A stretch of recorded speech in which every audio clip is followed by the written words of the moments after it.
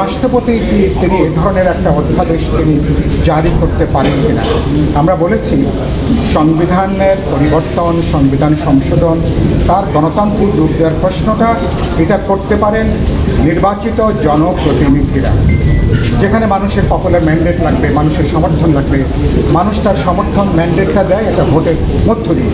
সুতরাং আগামী নির্বাচিত জাতীয় সংসদ তারাই কেবলমাত্র এ ব্যাপারে জনগণের সম্মতি ম্যান্ডেটের ভিত্তিতে তারা সংবিধান সংশোধনের ব্যাপারে তারা একটা সিদ্ধান্তের জায়গায় তারা আসবেন।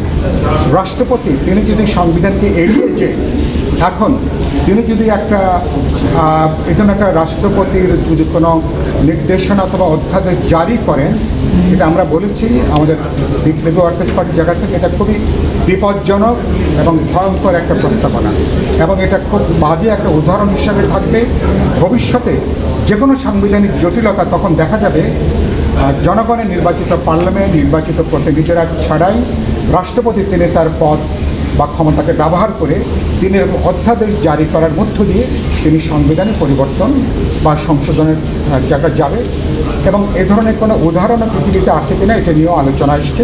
সুতরাং আমরা মনে করি এটাও কোনো গ্রহণযোগ্য কোনো প্রস্তাবনা নয়।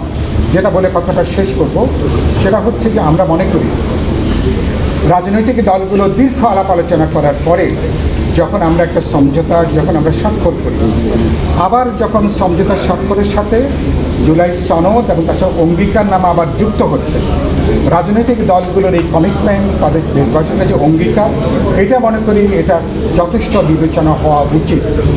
কারণ রাজনৈতিক দলগুলোকে আপনি কোনো দড়ি, শিকল অথবা কোনো কিছু দিয়ে কাছে দিয়ে কিন্তু বেঁধে রাখার কিন্তু কোনো প্রচেষ্টা এগুলো শেষ পর্যন্ত বুমেরাং হয়।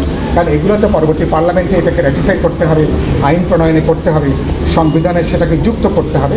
সুতরাং এই প্রস্তাবনাও আমরা মনে করি গ্রহণযোগ্য কোনো বিবেচনা না। তারপরও আমরা যেটা মনে করি বিএনপি, জামাত বা এনসিপি বা গণতন্ত্র মঞ্চ সহ অন্যান্য দলের আমাদের ভিন্ন ভিন্ন যেসব প্রস্তাবনা আছে, আমরা মনে করি এখন যে পর্যায়টা আছে সেখানে প্রত্যেককে একটু ছাড় দেওয়ার একটু মানসিকতা প্রয়োজন।